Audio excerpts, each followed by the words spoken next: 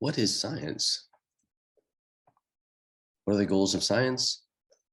One goal of science is to provide natural explanations for events in the natural world.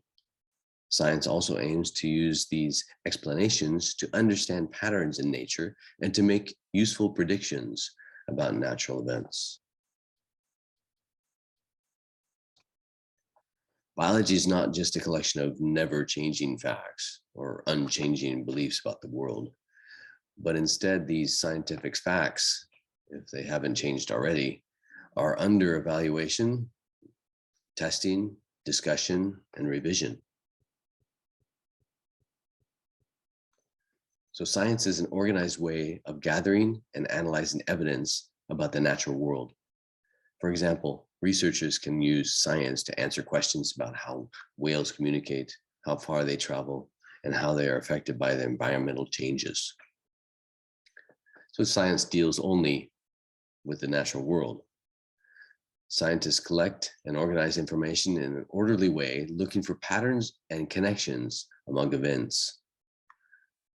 Scientists propose explanations that are based on evidence. Then they test those explanations with more evidence, with the best experiments. The goals of science. The physical universe is a system composed of parts and processes that interact. All objects in the universe and all the interactions among those objects are governed by universal law, natural laws. One goal of science is to provide natural explanations for events in the natural world. Science also aims to use these explanations to understand patterns in nature and to make useful predictions about what will happen about natural events.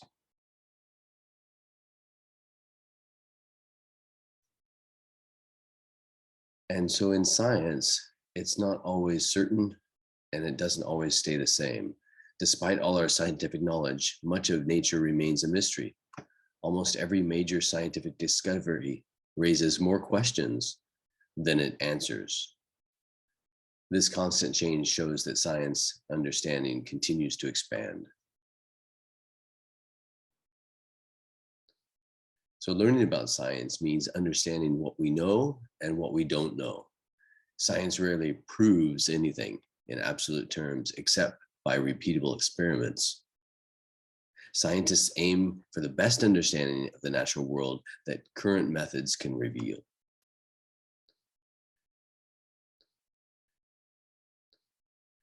Science has allowed us to build enough understanding to make useful predictions about the natural world. So at the heart of science is the scientific method. So what is it? The scientific method involves observing and asking questions and making inferences and forming hypotheses, conducting controlled experiments and collecting and analyzing data, and then drawing conclusions that will then be reevaluated with more observation and more questions. It's a cycle.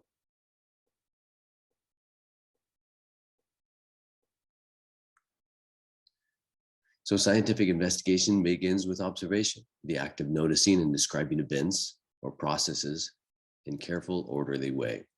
For example, researchers observe that marsh grass grows taller in some places than others. This observation led to a question. Why do marsh grasses grow to different heights in different places? After posing questions, scientists use further observation to make inferences or logical interpretations based on what is already known. Inferences can lead to a hypothesis or a scientific explanation for a set of observations that can be tested in ways that support or reject it.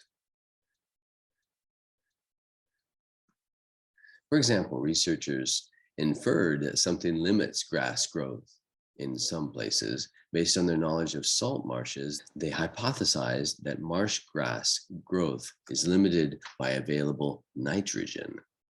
So testing a scientific hypothesis often involves designing an experiment that keeps track of various factors that can change or variables.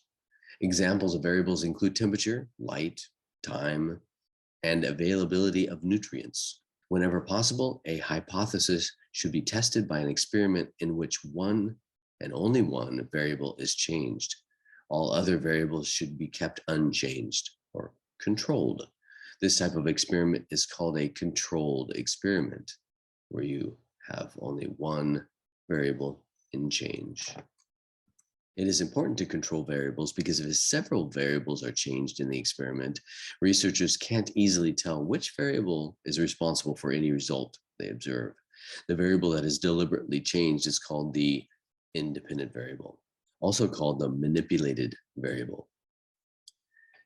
The variable that is observed and that changes in response to the independent variable is called the dependent variable, also called the responding variable.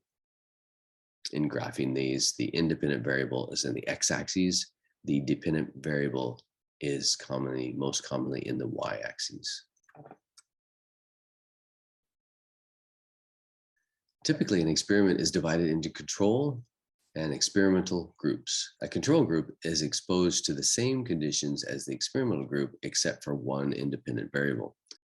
Scientists set up several sets of control and experimental groups to try to reproduce or replicate their observation. So for designing, for example, the researchers selected similar plots of marsh grass. All plots had similar plant density, soil type, input of fresh water, and height above average tide level. The plots were divided into control and experimental groups.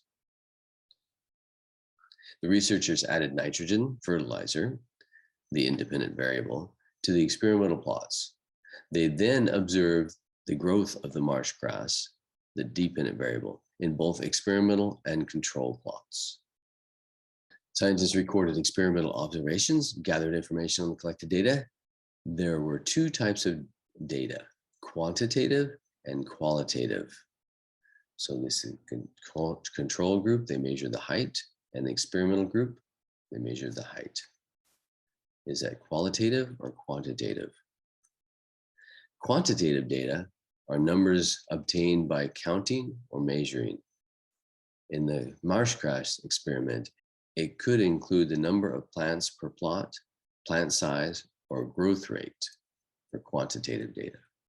Qualitative data are descriptive and involve characteristics that cannot usually be counted. In the marsh grass experiment, it might include notes about foreign objects in the plots or whether the grass was growing upright or sideways. Scientists choose appropriate tools for collecting and analyzing data. Tools include simple devices such as a meter stick, sophisticated equipment such as machines that measure nitrogen content, and charts and graphs that help scientists organize their data. This graph shows how grass height changed over time with the added nitrogen and the control group. Over time, our independent variable, and this is our dependent variable, depending on what we added and what we did not add to the control group. Researchers must be careful to avoid errors in data collection and analysis. Tools used to measure the size and weight of marsh grasses, for example, have limited accuracy. Data analysis and sample size must be chosen carefully. The larger the sample size, the more reliable researchers can analyze variations and evaluate differences between experimental and control groups. Drawing conclusions, scientists use experimental data as evidence to support, refute, or revise the hypothesis being tested and to draw a valid conclusion. Analysis showed that marsh grasses grew taller than controls by adding nitrogen. Control group, and this height is higher for nitrogen added. So new data may indicate that researchers have the right general idea, but are wrong about a few particulars. In that case, the original hypothesis is reevaluated and revised. New predictions are made and new experiments are designed. Hypotheses may have to be revised and experiments redone several times before a final hypothesis is supported and conclusions can be drawn. All scientific conclusions, in quotes, are continually evaluated. Observations, hypothesis, experiment, and observations and analysis of data. And then what happens? It depends on the result. Maybe there's an evaluation, you have to redo these, and that's normal. This final is also evaluated.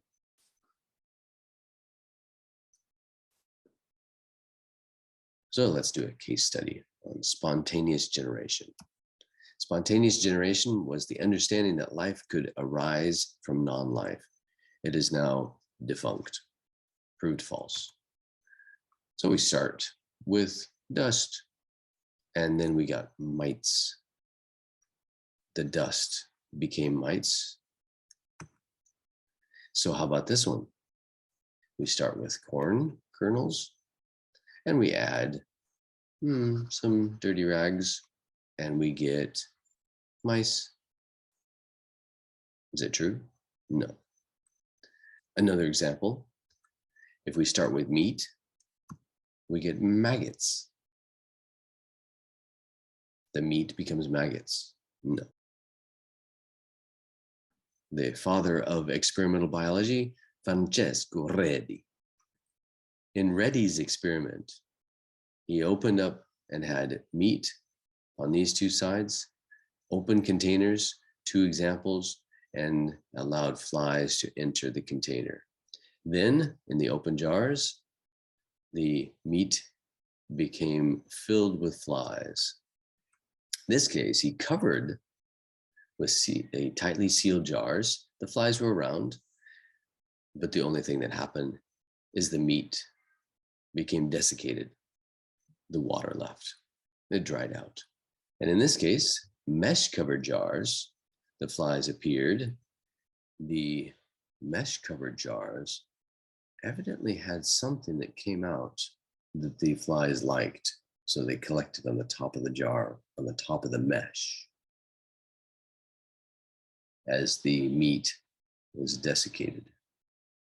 So when it is not possible to do an experiment, then in some cases, researchers devise hypotheses that can be tested by observation that are a portion of what we want to evaluate. Animal behavior researchers, for example, might want to learn of how animal groups interact in the wild by making field observations that may disrupt the animals, but they want to do that as little as possible. Researchers analyze data from these observations and devise hypotheses that can be tested in different ways. Sometimes ethics prevents certain types of experiments, especially in human subjects. For example, medical researchers who suspect that a chemical causes cancer, for example, would search for volunteers who have already been exposed to that chemical and compare them to people who have not been exposed to the chemical. The researchers still try to control as many variables as possible, might exclude volunteers who have serious health problems or known genetic conditions.